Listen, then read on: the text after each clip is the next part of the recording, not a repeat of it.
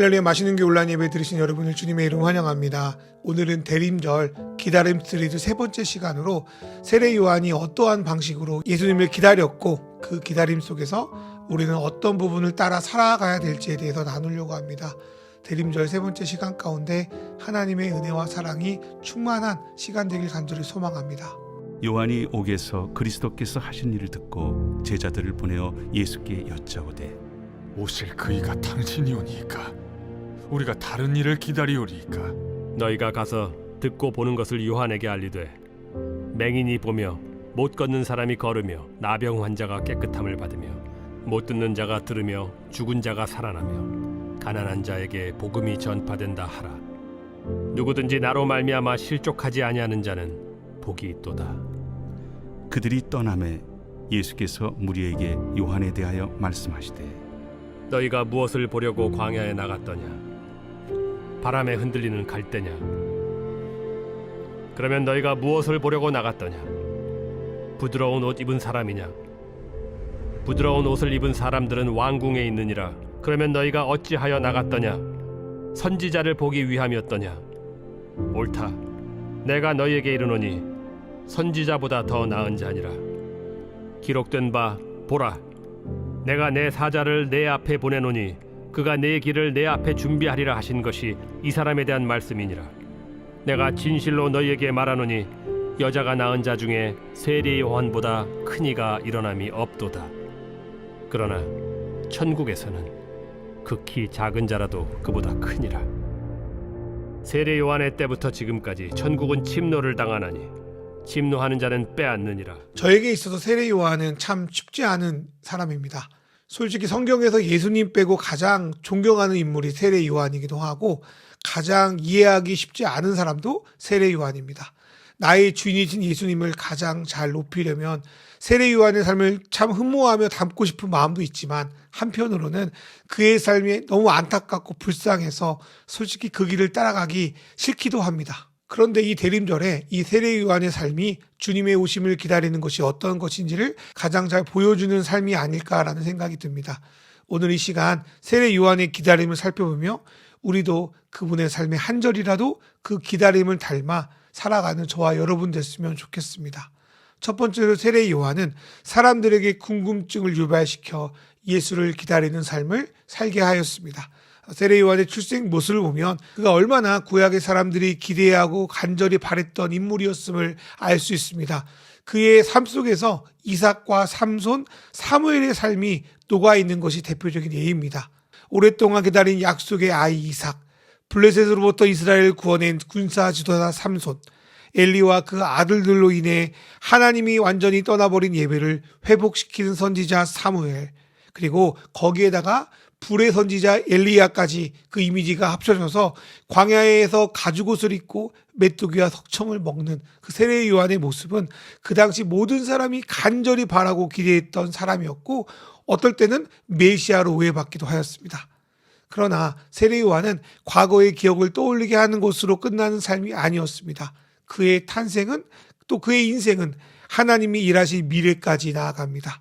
먼저 아버지 사가랴가 이를 보고 두렵고 떨리는 마음으로 나아갔고 요한이 태어난 지 8일 만에 주변 사람들에게 그 기대를 선포하게 하므로 많은 사람들이 요한에 대한 궁금함을 가지고 기다리게 만들었습니다. 저는 저와 여러분의 삶이 이렇게 궁금증을 유발하는 삶이 되었으면 좋겠습니다. 그런데 가장 많이 여러분에 대해서 궁금해야 될 사람은 바로 여러분 자신입니다. 우리 인생이 작아 보여도 하나님이 우리를 택하셨다면 하나님이 여러분을 어떻게 이끌어 가실까 하고 여러분 자신을 궁금해하며 기다리며 나아가면 좋겠습니다. 그리고 그 기대를 가지고 서로를 향한 기대를 품었으면 좋겠습니다. 하나님이 우리를 부르셔서 어떤 모습으로 예수를 드러내게 하실까 하는 궁금함을 우리 서로 품기를 소망합니다. 그리고 이 궁금함이 사가랴의 마음속에서 흘러나온 것처럼 우리 주변에 함께 흘러가길 소망합니다. 이렇게 세상과 다른 궁금함을 유발하는 저와 여러분 되기를 주님의 이름으로 축원합니다. 두 번째로 세례 요한은 예수님이 사역을 시작하기 전까지 세례를 베푸는 삶을 살았습니다. 마가복음을 보면 세례 요한은 죄사함을 받게 하는 회개의 세례를 전파했다고 기록하고 있습니다. 오늘날 우리 기독교인에게 회개와 세례라는 단어는 매우 익숙한 단어이지만 그 당시 유대 사회에서는 매우 이질적인 단어였습니다. 그 당시 예식에서 물을 씻는 것은 제사장들이 제사를 드리기 전 자신의 몸을 거룩하게 하는 용도로 쓰였지 세례 요한처럼 다른 사람이 자기를 씻겨주는 방식은 아니었습니다. 또 그 당시에 물을 자기의 몸에 담그는 예식은 이방인들이 유대교로 개종할 때 하는 의식이었다고 합니다. 그런데 세례 요한은 그것을 유대인 밖 외부인이 아니라 날 때부터 스스로를 아브라함의 자손이라고 칭하는 내부인 유대인들에게 시행했다는 점입니다. 또한 회개는 마음 깊숙이 있는 생각이나 가치관의 본질적인 변화를 말합니다. 정말 내 마음에 새겨진 중심 메시지가 바뀌면 행동은 자연스럽게 따라오게 됩니다. 그렇게 될 때 우리는 이제까지 살아가는 방식을 바꾸어서 주님을 향해 방향을 돌려 살아갈 수가 있습니다. 세례 요한은 세례를 통해 오실 분을 진정 우리가 맞이하기 위해서는 이제까지 우리가 잘못 알고 믿었던 것에도 돌이켜서 주님이 제시하는 방향으로 새롭게 나아갈 것을 강력하게 요청하고 있는 것입니다.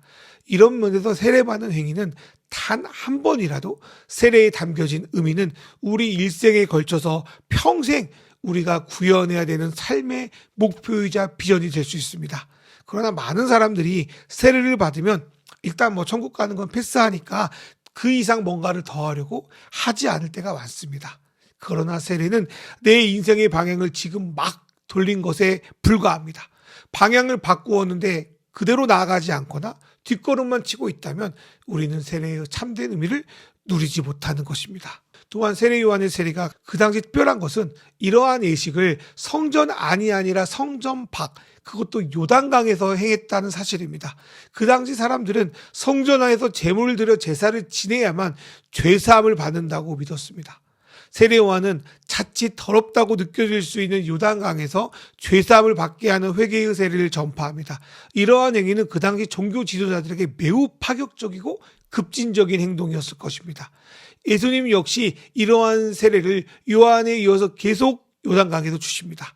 그리고 사마리아 여인을 찾아가 이제는 예루살렘도 아니고 그리심산도 아닌 어느 곳에서나 하나님을 영과 진리로 예배할 수 있다고 가르칩니다. 더구나 예수님이 무화과나무 저주 사건을 통하여 눈에 보이는 건물이나 화려한 퍼포먼스가 아닌 진정 하나님을 믿음으로 살아가는 새로운 공동체에 대해서 예언하셨습니다. 그렇다면 우리 역시 세례의 의미를 우리 삶 속에서 또 밖에서도 누리고 나눌 수 있습니다. 죄사함은 꼭 성전이라는 건물 안에서만 이루어지는 것이 아니라 일상의 만남 가운데도 여기 모인 우리 교회 안에서도 또 영상으로도 나타날 수 있습니다. 요단강은 이스라엘 백성에게 특별한 의미가 있었습니다. 이곳은 이스라엘 백성이 오랜 광야 생활 끝에 약속의 땅으로 들어온 시작점이었고 아람 장군 나아만이 나병에서 치유받은 곳이기도 합니다. 저는 우리 교회가 이런 요단강이 되었으면 좋겠습니다. 주변 사람들에게 진정한 세례의 의미를 보여주고 하나님 나라의 시작을 맛보게 해주고 주님의 은혜로 서로를 치료하는 그런 공동체가 우리 공동체 되길 간절히 바라며 기다려봅니다. 세 번째로 세례 요한은 들러리로 살아가는 삶을 추구했습니다. 서양에는 신부 들러리를 3번 계속하면 절대로 신부가 되지 못한다는 속설이 있다고 합니다. 평생 조연만 하면 곧 죽어도 주연은 못한다는 이야기겠죠. 그래서 사람들은 지금은 조연이고 엑스트라여도 언젠가는 인생의 주인공이 되어보길 꿈꾸며 살아갑니다. 이를 위해 오랫동안 신뢰를 쌓아온 사람들을 단숨에 배신하고 넘어뜨린 일들이 참으로 많지 않습니까? 그런데 세례 요한은 더 크게 빛날 수 있는 기회가 있음에도 불구하고 늘 손가락을 자기 자신을 가리키는 것이 아니라 예수 그리스도를 가리키며 그분을 계속 돋보이게 하고 자신은 점점 쇠하여지는 삶을 선택합니다. 솔직히 태어날 때 그는 매우 빛나는 사람이었습니다. 그가 성년이 되어 광야에서 엘리야의 모습처럼 나타나 요단강에서 세례를 베풀기 시작할 때 수많은 사람이 모였고 자기를 닮기 원하는 제자들이 많았습니다. 그러나 그는 자신을 따르던 제자들마저 예수님께 돌려보내고 세례 요한이라는 이름이 말해주던 세례라는 자기의 고육 정체성마저도 예수님께 넘겨버립니다. 그런데 이렇게 아낌없이 주는 나무처럼 예수님께 모든 것을 주었던 그 삶의 결국이 점점 사람들에게 잊혀지고 헤롯의 잘못된 것을 지적하다가 오히려 억울하게 감옥에 들어가 그곳에서 인생을 마치는 삶이라는 것이 참으로 아이러니합니다. 저는 이 말씀을 묵상하며 제 주변에 있는 선배 목사님들이 떠올랐습니다. 못되게 사역하시는 분도 계시지만 어떻게든 정직하고 선하게 살려고 스스로의 안정을 포기하고 세상 속에서 살아가는 분이 여전히 계십니다. 그러나 그 속에서 이리저리 치이고 살다 보니까 자신의 몸과 마음이 모두 상해버린 분들도 보게 됩니다. 어떨 때는 아무리 나라도 저런 삶에 처하면 실족하겠구나라는 생각이 들어서 두렵게도 느껴집니다. 어쩌면 감옥에 갇힌 요한도 그런 마음이지 않았나 싶습니다. 요한은 평생을 예수님을 통해 시작될 하나님 나라를 꿈꾸며 살았습니다. 그러나 막상 예수님의 사역이 시작될 때 헤롯의 죄악을 고발했다는 이유로 그는 감옥에 들어갑니다. 그 속에서 그는 어떤 생각을 가지고 있었을까요? 마태복음 11장을 보니까 세례 요한은 감옥 속에서 예수님이 하시는 사역에 대한 이야기를 듣고 제자들을 보내 이렇게 묻습니다. 우리가 기다리는 분이 당신 정말 맞습니까? 아니면 다른 일을 또 기다려야 됩니까? 라고 말입니다. 그가 정확히 어떤 마음으로 그 질문을 했는지는 모릅니다. 우리는 그 질문에 대한 어떤 어감이나 감정을 알 수 없기 때문입니다. 분명한 것은 요한이 다시 한번 예수님이 정말 온 이스라엘이 기다렸던 그 소망이 맞는지, 또 예수님이 진정 자신이 이 땅에 태어난 이유와 목적에 맞는 분인지를 정말 알고 싶었던 것 같습니다. 예수님이 하나님께서 인간이 죄로 타락했을 때부터 지금까지 겹겹이 펼쳐놓은 큰 퍼즐의 마지막 완성이 아니라면 세례 요한이 이제까지 했던 모든 사역은 헛수고가 되고, 예수님이 하나님 나라를 여시는 분이 아니라면 그는 이유 없는 고난과 혼란 속에서 실족하여 그냥 이 땅에서 사라져버릴 운명이었던 것입니다. 그런데 그 질문에 대해서 예수님은 이사야, 호세야, 미가, 스바냐 같은 선지자들이 예언한 내용이 바로 나 예수를 통해서 성취되고 있다는 것을 말하면서 예수를 통해 이루어지는 치유와 회복에 대해서 말씀하십니다. 그리고 그 다음에 말씀하시는 게 뭐냐면 나 예수로 인하여 실족하지 아니한 자가 복 있다 말씀합니다. 저는 이것이 요한에 대한 위로이자 저와 여러분의 위로가 아닐까 생각이 듭니다. 평생을 들러리로 살았던 삶, 예수 때문에 자기 위치를 포기하고 감옥까지 간 너의 삶은 허무하지 않다. 가치가 없지 않다. 네가 나를 위해 준비하고 바톤을 넘겨준 그 하나님 나라는 지금 나를 통해 살아서 나를 통해 꽃피고 있다고 주님은 이 말씀을 통해 말씀하고 있습니다. 사랑하는 여러분, 실족은 더 이상 그분을 기다릴 만한 소망이나 이유가 없을 때 일어납니다. 그럴 때 우리는 우리의 믿음을 저버리고 실망하며 떠나갑니다. 그러나 요한과 우리에게 주님은 절대로 실족하지 말라고 말씀합니다. 그리고 이미 이루어져 가고 있는 하나님 나라를 믿으라고 말합니다. 저는 예수님이 전하신 이 말씀 때문에 요한이 죽는 순간까지 실족하지 않고 소망하며 주님을 기다렸다는 생각이 듭니다. 이 말씀을 읽으면서 끝까지 실족하지 말아야겠다는 다짐도 하게 되었습니다. 솔직히 우리의 상황을 보면 실족할 것 투성이 아닙니까? 이 정도 했으면 뭔가 이루어질 만도 한데 그렇지 못한 우리의 모습을 보면서 우리는 좌절할 수밖에 없습니다. 그러나 주님 말씀하세요. 실족하지 말아라. 내가 너의 목까지 이루고 있다. 그 메시지를 들어라. 넘어지지 말아라. 꼭 소망을 가지고 살아라. 우리가 그 메시지를 들을 때 우리는 내 인생이 다하는 그날까지 기다리며 살아갈 수 있습니다. 제가 세례 요한을 공부할 때 가장 이해가 안 되고 요한이 가장 불쌍하게 느껴지는 장면이 예수님이 요한에 대해서 하나님 나라에서 가장 작은 자라고 평가하는 장면입니다. 왜 그렇게 예수님은 그 누구보다 예수님을 위해 수고한 요한에게 왜 이렇게 박한 평가를 내리실까요? 예수님이 어떤 모드로 그런 말씀을 하셨는지 계속 고민해 왔던 것 같습니다. 그런데 예수님이 가르친 나라는 매우 역설적이고 순서가 뒤바뀌는 역피라미드 체계를 가진 곳입니다. 그곳에는 쫓겨난 사람들 사이에서 멸시받는 이들이 가장 큰 자가 되고요. 점점 주님의 뜻을 따르고 닮아가는 지도자들은 오히려 종으로 섬기는 곳입니다. 그런 면에서 세례 요한은 하나님 나라에 들어가지 못한 것이 아니라 그 나라에서 가장 낮은 자로 그 인생을 평생 섬기며 살아갔던 사람인 것입니다. 여자가 낳은 자 중에 가장 큰 자로 평가받는 그 인생을 자기보다 못한 자들을 위해 섬기며 그들이 하나님 나라에 들어올 수 있도록 디딤돌이 되어주는 인생이 세례 요한의 인생이자 어쩌면 그가 그 나라를 준비하며 기다리는 방식이었습니다. 예수님이 세례 요한과 우리에게 그렇게 사는 것이 맞다고 자신 있게 말씀할 수 있는 이유는요. 예수님 역시 이 땅에 오신 이유가 섬김을 받으러 오신 것이 아니라 섬기러 오셨기 때문입니다.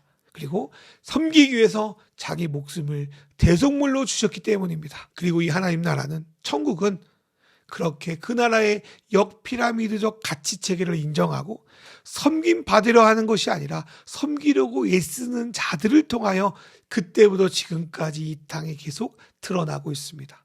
그리고 하나님은 그렇게 살아가는 사람들, 자신의 섬김을 통해 사람들에게 진정한 하나님 나라를 보여주고 그 안으로 들여보내는 브릿지가 되는 저와 여러분을 통하여 그 나라를 지금도 만들고 계십니다. 이러한 세례 요한의 기다림이 우리의 기다림 되길 소망합니다. 우리가 가진 믿음을 다른 사람들에게 궁금히 여기게 하시고 세례의 의미를 삶 속에서 구현하고 나의 이름보다 그분의 이름을 드러내게 하기 위해 들러리도 마다하지 않는 삶, 그래서 때론 지치고 곤비하여 실족할 위기에 처하기도 하지만 예수님의 꿈꾸는 나라를 끝까지 소망하는 자에게 하나님은 예수 그리스도 자신을 선물로 주십니다.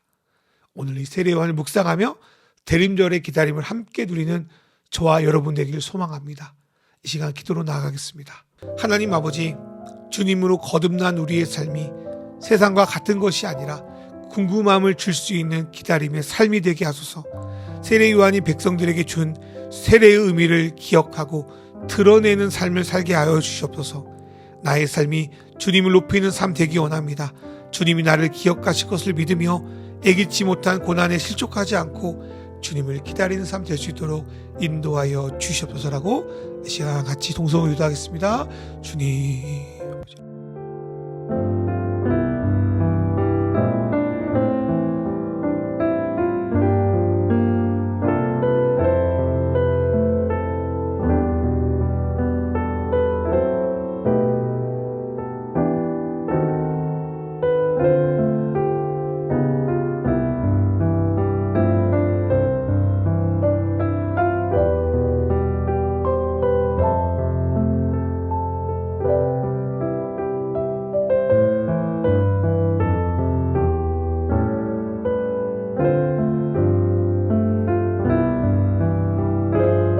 하나님 아버지, 우리가 당신을 기다립니다. 오로지 자신의 이름만 드러내는 세상에서 내 안에 계신 예수님의 이름을 드러내는 삶으로 나를 인도하여 주시옵소서. 우리를 향한 당신의 뜻을 온전히 깨닫기 원합니다. 세례 요한 자신이 이 땅에 온 목적과 이유를 알고 그 길을 갈 수 있었던 것처럼 우리도 주님 안에서 내 삶의 가치와 소명을 발견하게 하시어 하늘의 뜻을 이 땅에 드러내는 삶을 살아갈 수 있도록 도와주시옵소서. 주님, 세례가 단순히 인생에 한 번만의 의식 정도로 끝나지 않기 원합니다. 우리의 마음의 중심을 바꾸는 죄사함의 회개의 세례가 우리 가운데 이미 행하여졌음을 믿습니다. 그리고 그 세례가 이끄는 방향으로 나를 인도하여 주시옵소서.